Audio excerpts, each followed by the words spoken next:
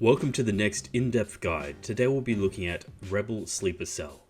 Let's look at the unit card first. Sleeper Cell is the best unit Rebel players currently have access to.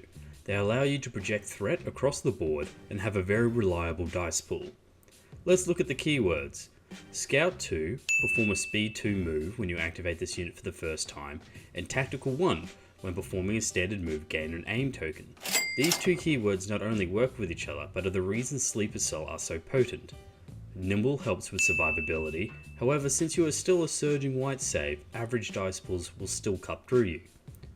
Sleeper Cell throw 2 black attack dice at range 2 with surge to hit, meaning with an aim from tactical they will average 8 to 9 hits. This can be taken further with upgrades, however it should be noted that you want to keep your Sleeper Cell as cheap as possible. The melee profile is a black and white attack dice with suppressive, and 1 red attack dice with impact 1. It should be noted that you never want your Sleeper Cell in melee unless you are trying to nuke an armored target with impact. Sleeper Cell are a unit in a unique position in the Rebel roster. They don't require support from other units unless you are trying to base your win condition around them. So how many Rebel Sleeper Cell units do you take? 2 to 3, however I recommend 3. They are currently one of the top 5 units in the Rebel roster. Even in lists where you don't bring support for them, they can be amazing distractions or fantastic damage dealers. Just remember they are glass cannons, so if you go early with them, you will probably not have any left after the enemy is done shooting, regardless of how many dodges you have. Hero Synergy. The best heroes to take with Sleeper Cell are Luke Skywalker and Ahsoka Tano. Let's look at Luke first. The obvious synergy is the kill pressure that his unit card brings, and he's 1 pip son of Skywalker, allowing him to attack twice. This can take care of any units that are threatening Sleeper Cell, also allowing you to project threat when Sleeper Cell are near Luke as well. An important note here, you can use the Commander or Operative version of Luke, as they have the same result when trying to combo with Sleeper Cell. Out of all Luke Skywalker's command cards, his 1 pip, You Serve Your Master Well, and his 3 pip, I Am a Jedi, work best with sleepers. Serve Your Master Well has a lot of flexibility. You can attack with a Sleeper Cell unit, move them out of harm's way, or you can control opponents' units and move them into engagement to keep yours safe. Timing is everything with this card, and I highly suggest just attacking again with the Sleeper Cell while you learn the ins and outs of this command card. I Am a Jedi is the ultimate bailout card for Sleeper Cell, however you will be trading any kill pressure with Luke to do it. If your Sleeper Cell are stuck in melee, or have threats nearby which could remove them from play, use this card to shut them down for a turn, allowing you to reposition. Just keep in mind that this card can be very telegraphed when you play it. Ahsoka Tano. Ahsoka's 2 pip Swift Protector and 3 pip A New Beginning are the only cards that synergize with sleepers.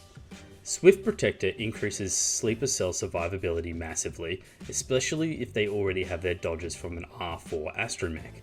It lets Sleeper Cells tank 6 hits with little worry of losing more than 1 model.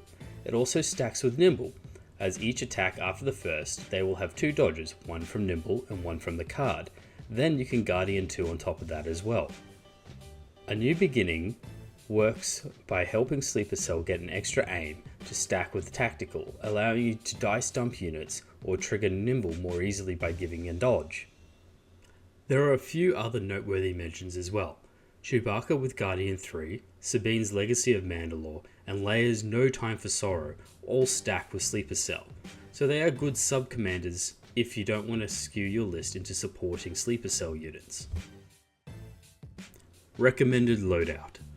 The standard Sleeper Cell loadout is to take the R4 astromech, allowing you to stack dodges as long as you're near objectives, which can synergize with your Nimble keyword.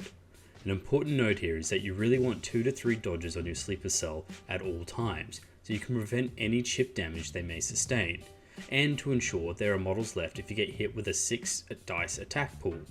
You should never take the Rebels Marksman. They are ridiculously expensive points wise and don't give you any synergy with the unit's battlefield role. There are a few other upgrades to consider as well.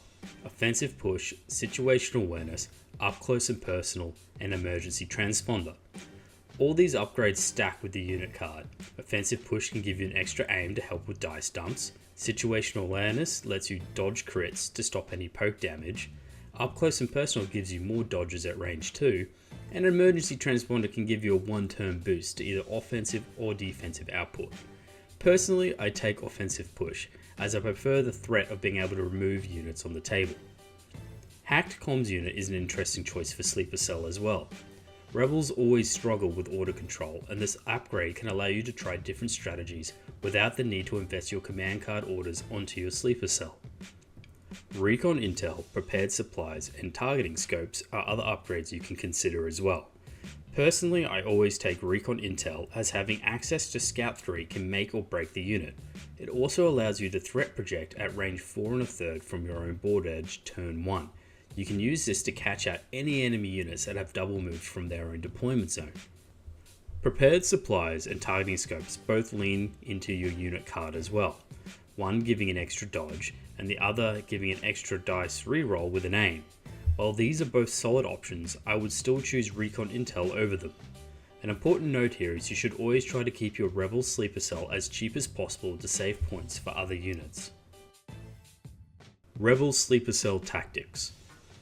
Sleeper Cell are very aggressive units. They are glass cannons until they activate and gain their dodges off their R4 astromechs. Even then, they can lose 2 or more models from 5 or more hits, so it is imperative that you use line of sight blocking terrain to your advantage, or use large line of sight blocking vehicles to keep them safe. You should be aiming to give order control on these units turn 1 to minimize any clapback that might happen if you leave them exposed. Remember that turn 1 you have a threat range of 4 without Recon Intel and 4 1/3 with Recon Intel. Use this to catch out opponents' units that they thought were safe. Turn 2 and beyond is all about survivability or trading. I recommend trying to keep your sleepers alive for as long as possible, as in later game they can be very difficult to remove with dodge support. Failing this, always try to trade up in terms of value on enemy units, or put pressure on controlled objectives. Sleeper Cell can function fine without any support, which means you should consider other threat elements in your list to take the heat off them. An example of this is that no one is going to shoot Sleeper Cell if they can instead shoot Luke Skywalker. If your goal is to support Sleeper Cell in game, it should first start in list building, to either make them more defensive before they act with Spotter and Vigilance, or to make them more offensive for a turn with command cards or inbuilt upgrades like Offensive Push. The best way to play Sleeper Cell is to threat saturate with them. Give many targets at the same time that pose an equal or greater threat, so while they are exposed, they won't be targeted down immediately. Never leave Sleeper Cell as the only target for your opponent to shoot. How to counter Sleeper Cell. First, you can bait out Sleeper Cell units by deploying into their threat range, then countering them by attacking them once they activate, or take standbys to prevent the Alpha Strike. Second, you can catch them before they activate and gain dodge tokens, or hit them with dice pools with the average of 6 hits. Third, finish off Sleeper Cell units if you get the chance. Even with a few models, the unit can pack a punch and be difficult to remove late game. Fourth, outrange them. Hold range 4 units in your list to activate last will cause most Sleeper Cell units to hide behind line of sight cover, meaning they won't be on objectives. I hope you have found this in-depth guide to Rebel Sleeper Cell informative and helpful. Leave a comment if you think I've missed anything, and a like if you've enjoyed this style of video. As always, none of this would be possible without the amazing Star Wars Legion community. Till next time, remember, experience outranks everything.